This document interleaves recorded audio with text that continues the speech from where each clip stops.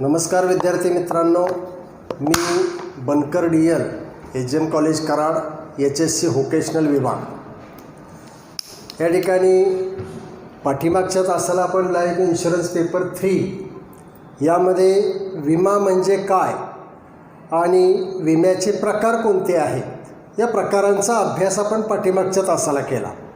आज आपण विम्याची मूलभूत तत्त्वे कोणती आहेत, फंडामेंटल प्रिन्सिपल्स ऑफ इन्शुरन्स, मग या तत्त्वांचा अभ्यास आपण आज करणार आहोत.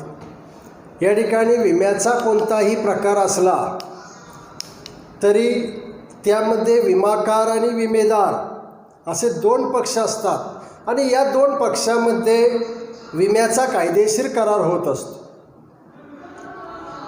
या ठिकाणी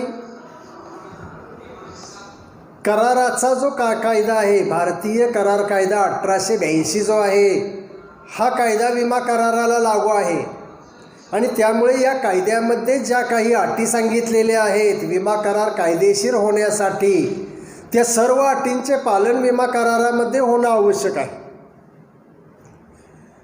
सर्वसाधारणपणे या ठिकाणी विम्याची जी मूलभूत तत्त्वे आहेत या सर्व तत्त्वांचं पालन विमा करारामध्ये होणं आवश्यक आहे. जर या तत्त्वांचं पालन केलं गेलं नाही तर विम्याचा करार हा बेकायदेशीर करार होऊ शकतो किंवा विमा कंपनीवर तो करार बंधनकारक राहू शकत नाही. यासाठी विम्याची कोणकोणती मूलभूत तत्त्वे आहेत या तत्त्वांचा अभ्यास आपल्याला या ठिकाणी करावयाचा आहे. कारण ही सर्व तत्त्वे समजल्याशिवाय आपण विमेदाराला किती नुकसान भरपाई द्यावी हे आपण ठरवू शकणार नाही. यासाठी या तत्त्वांचा बारकाईने अभ्यास करणं आवश्यक आहे. यामध्ये पहिलं तत्त्व सांगितलेलं आहे ते म्हणजे विमेय हित तत्त्व.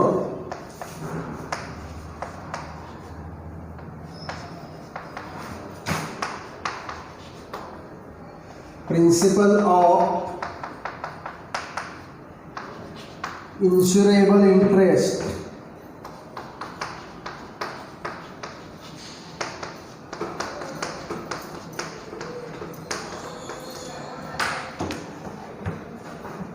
प्रिन्सिपल ऑफ इन्शुरेबल इंटरेस्ट, विमेय हित तत्व. आता विमेय हित म्हणजे नेमकं काय आणि विम्यामध्ये विमेय हिताचा कशा पद्धतीने वापर केला जातो. सर्वप्रथम आपणाला विमेय हित म्हणजे काय हे माहीत असणं आवश्यक आहे. विम्यामध्ये ज्या मालमत्तेचा विमेदाराला विमा घ्यावयाचा आहे त्या मालमत्तेमध्ये विमेदाराला विमेय हित असणं आवश्यक आहे. जर विमेय हित असेल तरच आपण त्या मालमत्तेचा विमा घेऊ शकतो. विमेय हित नसेल तर त्या मालमत्तेचा आपणाला विमा घेता येत नाही.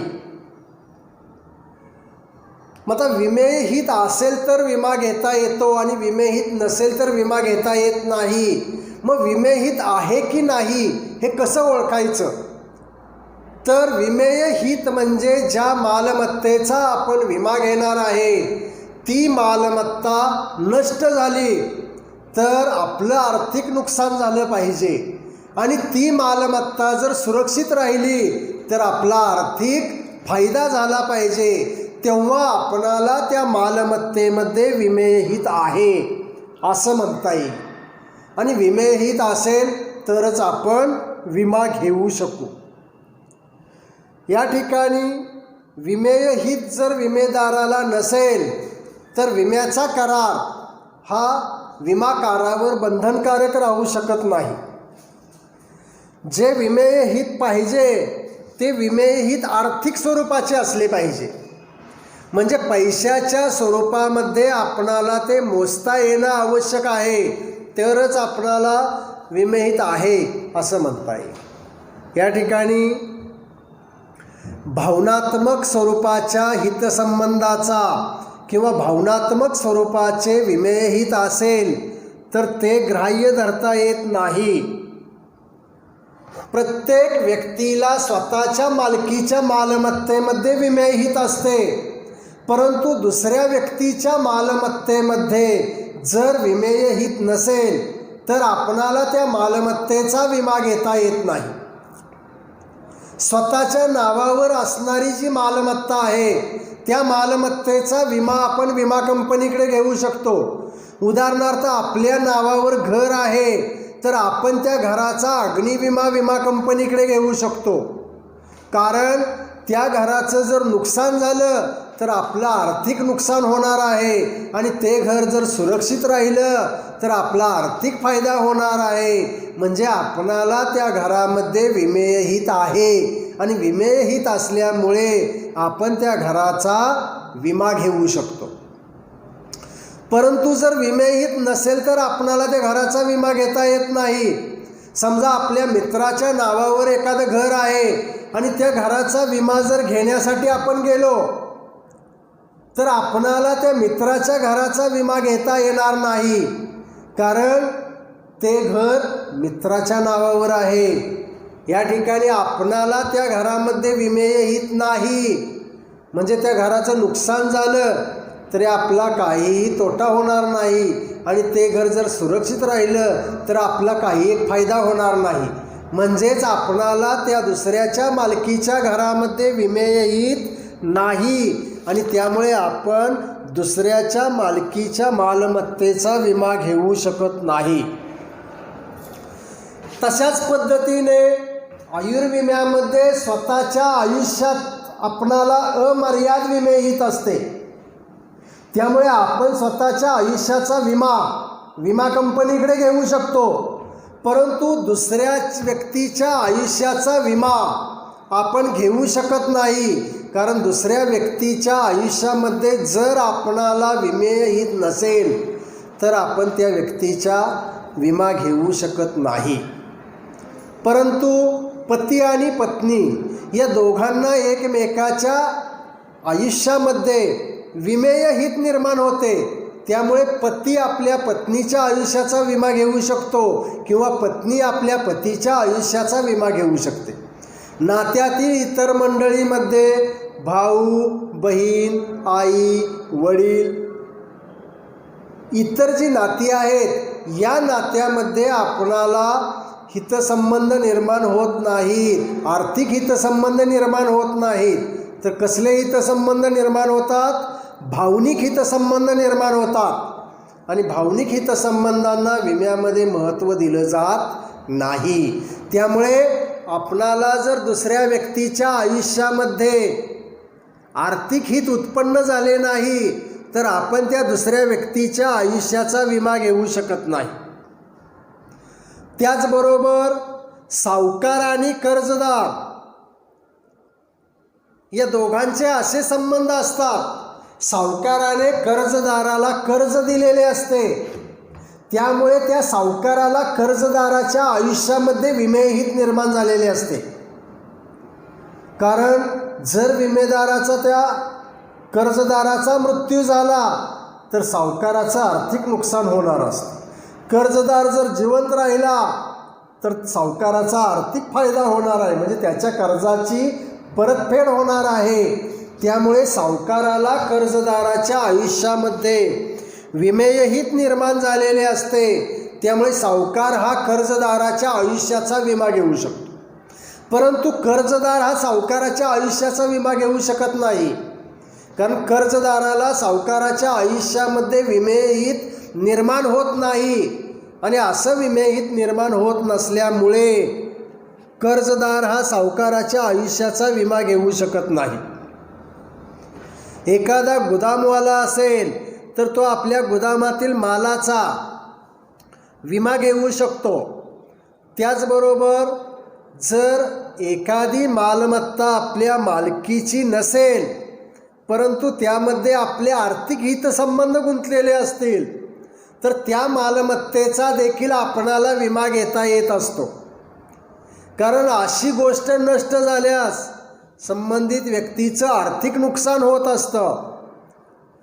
स्वतःच्या आणि इतरांच्या मालकीच्या मालमत्तेमध्ये आर्थिक हितसंबंध असतील तरच आपण त्या दुसऱ्याच्या मालकीच्या मालमत्तेचा विमा घेऊ शकतो. कारण त्यामध्ये आपणाला विमेय हित निर्माण झालेले असते. त्याचबरोबर हे आर्थिक हितसंबंध हे कायदेशीर असणं आवश्यक आहे.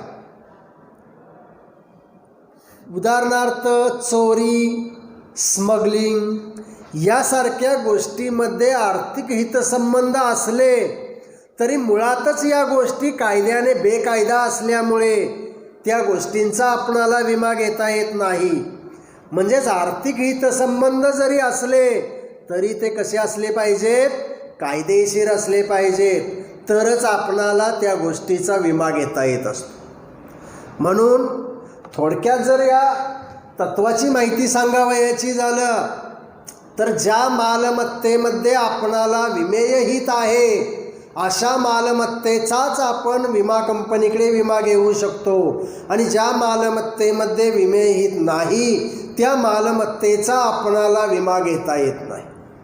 विमेय हित म्हणजे ज्या वस्तूचा किंवा ज्या मालमत्तेचा आपण विमा घेणार आहे ती मालमत्ता सुरक्षित राहिल्यास आपला आर्थिक फायदा झाला पाहिजे, आणि ती मालमत्ता जर नष्ट झाली तर आपलं आर्थिक नुकसान झालं पाहिजे. अशी परिस्थिती जर निर्माण होत असेल तर त्या मालमत्तेमध्ये आपणाला विमेय हित आहे असं म्हणता येईल, आणि त्यामुळे आपण त्या मालमत्तेचा विमा घेऊ शकतो.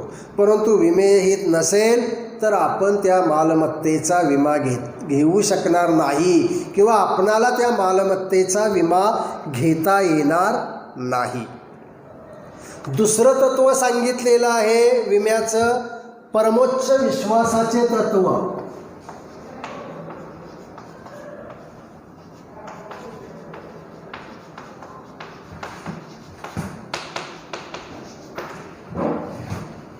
Principal of utmost good faith.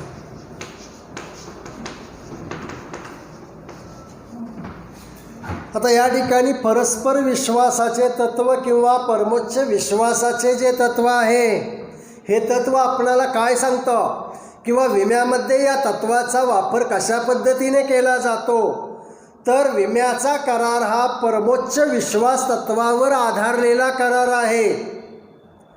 म्हणजे ज्या गोष्टीबाबत विम्याचा करार करावयाचा असेल किंवा ज्या मालमत्तेचा विमा आपणाला घ्यावयाचा असेल त्याबद्दल विमेदार आणि विमाकार यांनी परस्परांना संपूर्ण सत्य माहिती देणं आवश्यक आहे. कोणतीही खोटी अथवा चुकीची किंवा संदिग्ध माहिती देता कामा नये, किंवा कोणतीही माहिती जाणून बुजून लपवून ठेवता कामा नये. विम्याच्या करारामध्ये परमोच्च विश्वास तत्वाला अत्यंत महत्त्वाचं स्थान देण्यात आलेले आहे.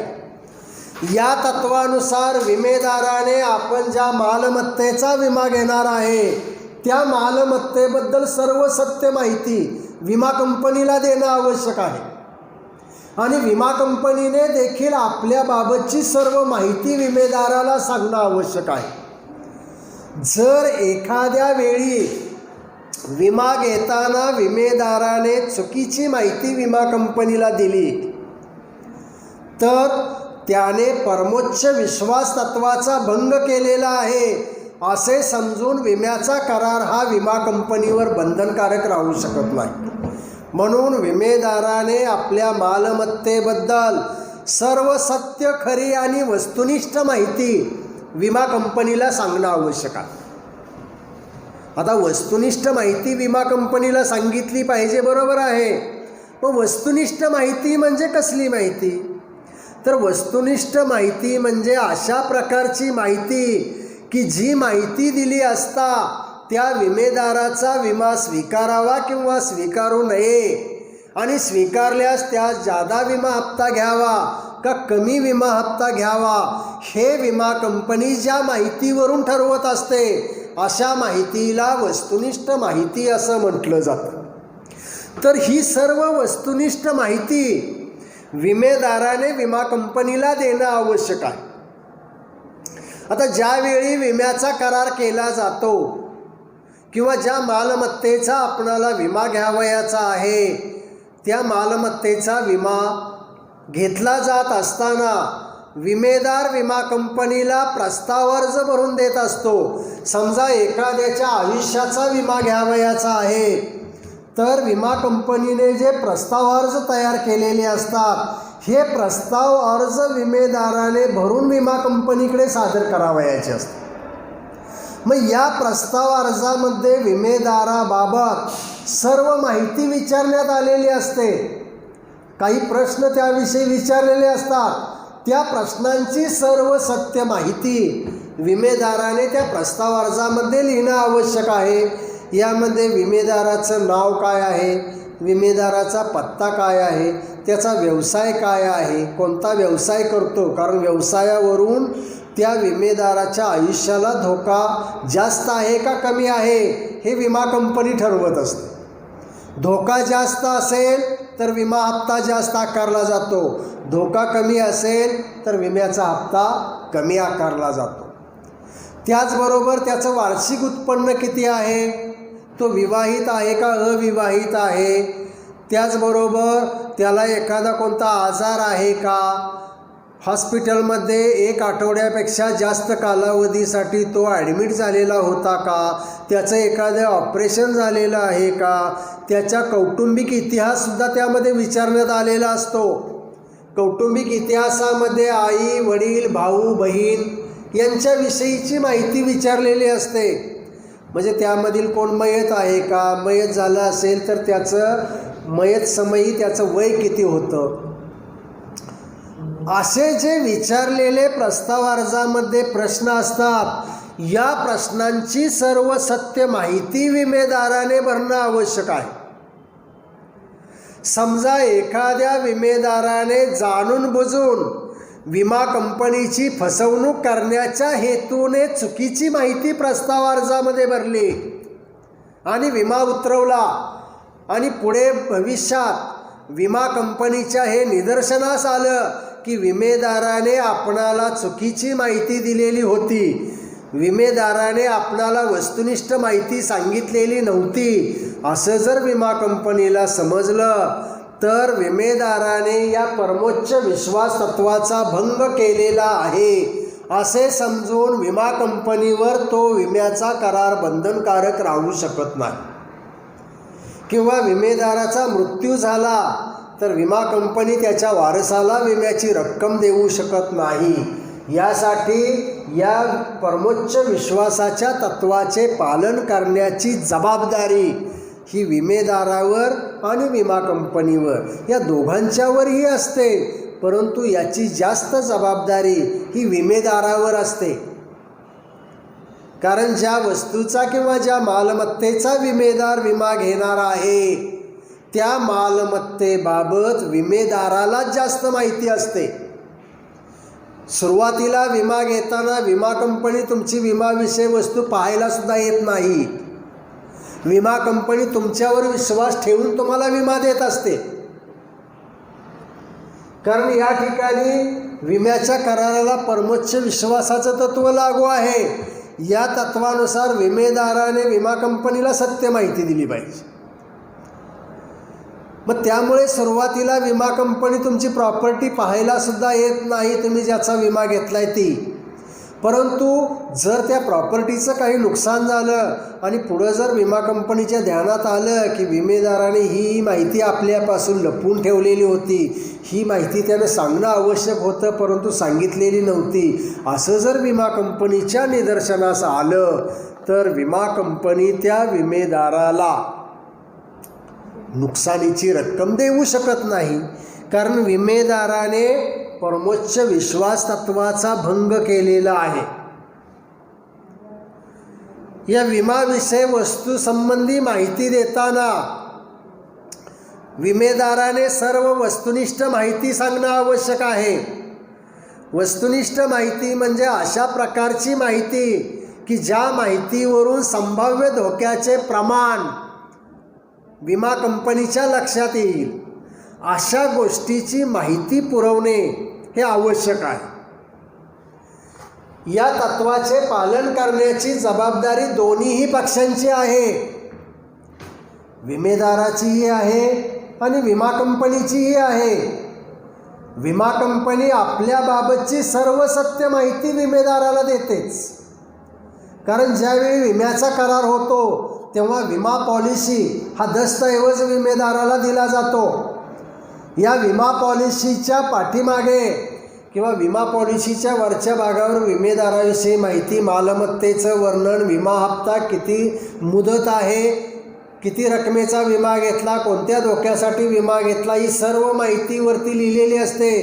आणि या विमा पॉलिसीच्या पाठीमागे ज्या अटीवर विमा कंपनीने विमेदाराला विमा दिलेला आहे त्या पॉलिसीच्या सर्व अटींचे किंवा सर्व अटी या छापलेल्या असतात. त्यामुळे विमा कंपनी ही विमेदाराला सर्व सत्य माहिती सांगत असते. परंतु विमेदाराने सुद्धा सर्व सत्य माहिती सांगणं आवश्यक आहे.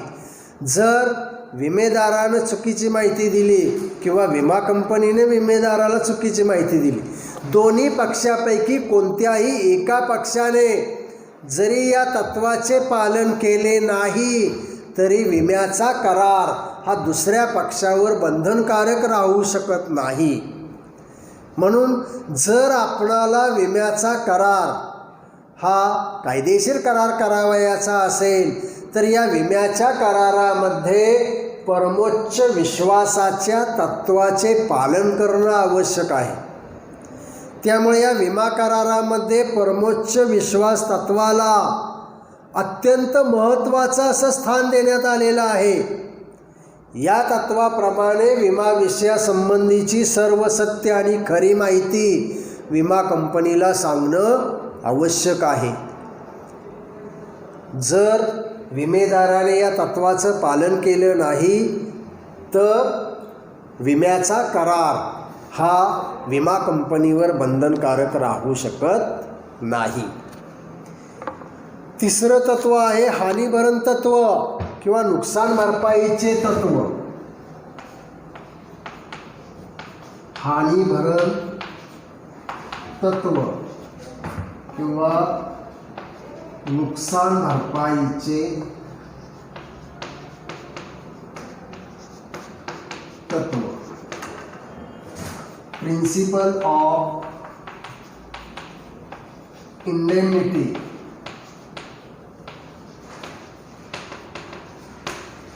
प्रिन्सिपल ऑफ इंडेमनिटी या ठिकाणी हे जे तत्व विम्यामध्ये घातलेलं आहे या तत्वाप्रमाणे ज्या विमा विषय वस्तूचा विमेदाराने विमा घेतलेला आहे त्या विमाविषयी वस्तूचं प्रत्यक्षात नुकसान झालं तर प्रत्यक्षात जेवढं नुकसान झालेलं आहे तेवढीच रक्कम विमा कंपनी या तत्वानुसार विमेदाराला भरून देण्यासाठी जबाबदार राहील.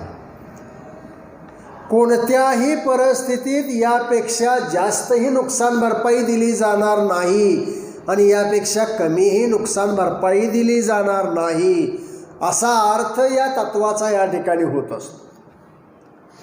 हे जे तत्व विम्यामध्ये घालण्यात आलेलं आहे या तत्वानुसार विमेदाराचे झालेले फक्त आर्थिक नुकसान भरून निघत असते. विम्यापासून तो नफा मिळवू शकत नाही. उदाहरणार्थ एखाद्या विमेदाराने आपल्या गोदामाचा 2 लाख रुपयाचा अग्निविमा घेतला. त्यावर आकारलेला विमा हप्ता जो आहे तो सुद्धा त्याने विमा कंपनीला भरला. समजा त्या गोदामाची मालासकट किंमत 1 लाख रुपये होती. आग लागून गोदाम पूर्णपणे जळाले तर विमा कंपनी त्या विमेदाराला त्याने 2 लाखाचा विमा घेतलेला आहे म्हणून 2 लाख रुपये भरून देणार नाही.